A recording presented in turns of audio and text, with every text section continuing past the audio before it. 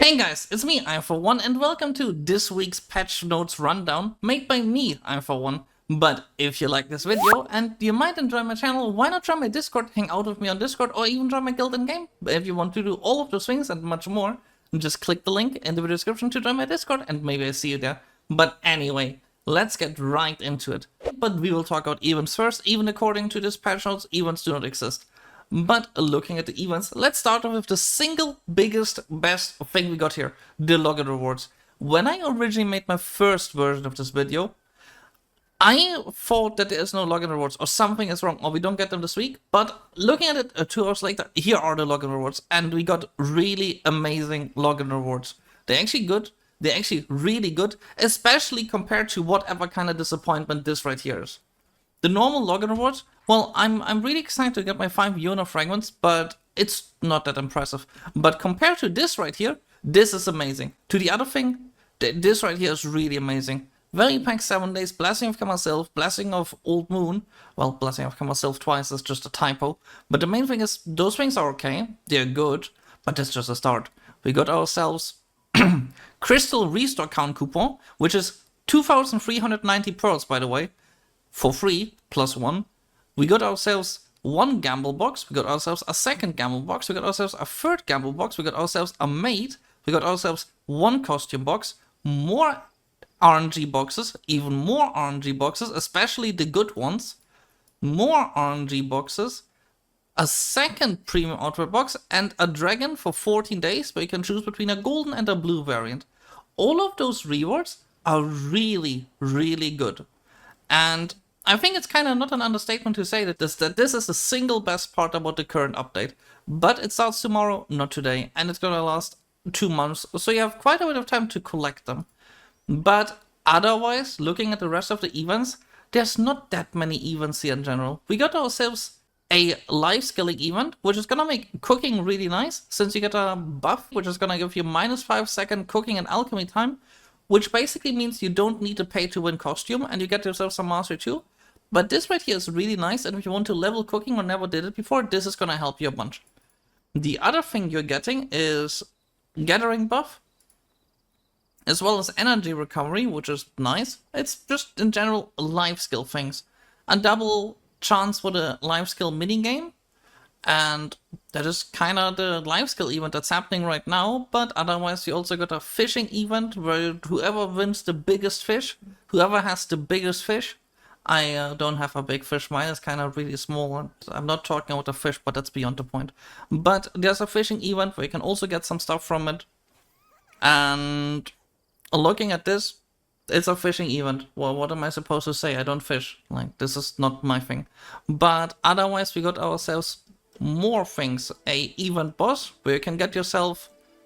It is an event box where you get from killing it some tokens to exchange for a buff. You get yourself some sharp black crystal shards, and then with a RNG chance, you can get yourself a house buff, either in life skill or PvE. Some fail stacks, although not big fail stacks, and 1 to 3 cronstones, so most likely it's just gonna be 2 cronstones. The main thing is, those buffs are the nice part about it, because the +50 monster AP is really nice. The 10% item drop rate is kind of like, well, you nowadays get to 300% relatively easily anyway. The life XP +30% is also actually really massive for life skill, and considering most of the buffs you get are like 50%, 30%. 30% more is really big.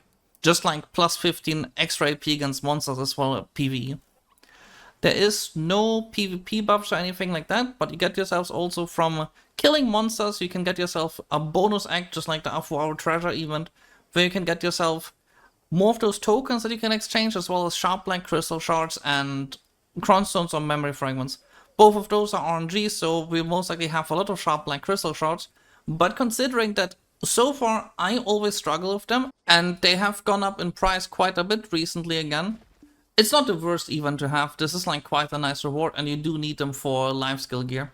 So all of those things are kind of nice for life skills. Otherwise, the currency exchanges is a normal blue title, another normal blue title, 1 time the PvE lamp or 1 time the life skill lamp, a bunch of house decoration, a single pet. This is not memory fragments. I'm pretty sure and pretty hopeful that this is gonna be artisans, as well as a single thing that actually excited me a lot. Forest Furies, because everyone tells me they hate grinding Forest Furies. You can get 5 of them by exchanging 5 even tokens for each of them. And it turns out that 5 Forest Furies is not even enough to craft a single cup extraction tool. So it is not the most. I was very excited at first, but it turns out to not be that much. Otherwise, a lot of life skill buffs, a few item collection scrolls, and just your regular gold bars. And that's basically the whole main event for the next 2 weeks. But we still got ourselves also an IRL decoration event, which is right here. So if you're into decorating something, making yourself or your own Easter egg in a BDO theme, go for it. That's pretty cool, I guess. But I'm not good at this kind of stuff, so I guess I'm gonna skip it. But if you want me to try my best at this, just write a comment, and if enough people try to convince me to do this, I'm gonna do it. I'm not good at this though, so if you want to force me, go for it, but I'm gonna cry. Anyway, looking at the actual class changes and all the other changes that we have, we got ourselves some class changes. Most classes, from what I see, have a damage increase. I don't like commenting that much on other classes, because I don't play the classes, and I'm not experienced enough of them to really comment on it. But I can see if the number of damage goes higher, it's normally a good sign, while if the number of damage goes lower, it's normally a bad sign. And if you look at just that metric, Ranger's kind of getting the nerf hammer quite a bit, isn't it? But yeah, basically Ranger's the only class getting a nerf here. All the other classes are getting a damage buff. But otherwise, the other big thing that we have here is we have a UI overhaul for fishes. I don't do fishing, so again, it's a UI overhaul. It looks nice. It is nice that we got this in the first place, but I don't do fishing. Guild League is interesting, however, because we now know the rewards that you can get for getting to a certain rank in Guild League, and I thought it might be the top 100, but it turns out it's just to the top 40, and looking at my guild's track record, we're kind of only at rank 83. The highest we got to was like 63 or something, but I mean, we can still try our best, right? Also a hint that you can join my guild if you want to help me get higher here. Well, we are on the EU server, so if you want to do that, that is always an option you have. But basically, that's the Guild League rewards. It is 400 billion silver for getting to the first place, which right now is just one guild that has sat there forever. But otherwise, we got some minor changes. The hardcore server has ended, and there is no new one at the moment. There is a change to that you can directly extract cronstones from just throwing the boxes in instead of having to unpack them, which I at first thought is just something for super whales. If you're like a big whale, you have to click less buttons. But then I realized I ran into the situation before where I had costumes just lying in my inventory, and I already got more of those costumes by pre-ordering them from the market, and I wanted to not throw all of them on there. So I had to make precisely sure that I do not extract the costumes I'm actually wearing at the moment. So it's making it easier, and it has more applications than just being a super whale. So that is a thing that exists. And the maybe other big change we got is an overhaul of the Dark Rift bosses. The Dark Rift rewards were really bad. So I had to make a first variant of this video where I just got myself the item collection increase rolls, and I mentioned it there as well. I never use this exchange here because it is so bad that everything in here is basically pointless to me at this stage of the game. Early on, maybe the plus 50 stacks, maybe the plus 30 stacks are kind of nice. Maybe the alchemy tool is nice, maybe the cooking tool is nice, but the rest is kind of very boring. But the new ones, you can get yourself now a Rebellious Spirit Crystal one time. You can get yourself Black Star Armor if you want to and want to craft it, as well as a 100 stack. But Perfume of Courage is really nice, Supreme Cooking Utensil is nice, Supreme Alchemy Tool is nice, Item Collection scrolls are really, really nice. Layla Petals are interesting if you still need a ferry. And all the things in here are actually pretty nice. And if you look specifically at the Item Collection Increase scrolls, they are half the cost they were before. Most of the old things are just cheaper.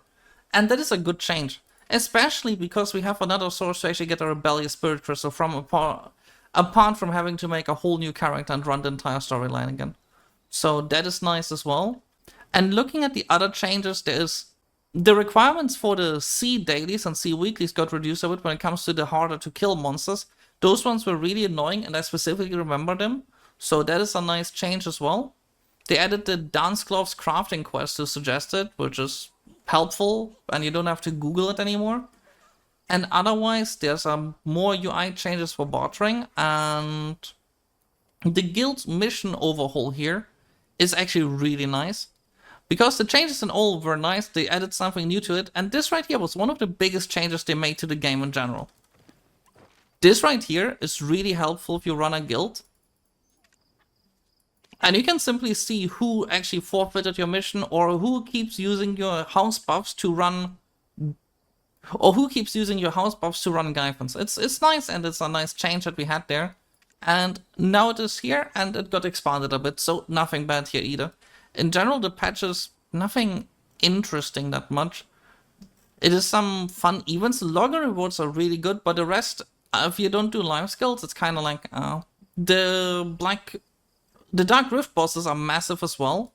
Apart from that, I just want to know what you think about those changes. And if you think something about them in particular, if you have a particular opinion, just write it in the comments. But this is basically everything from me, and I hope to see you guys next time. And thank you for watching this, and see you next time. Bye bye!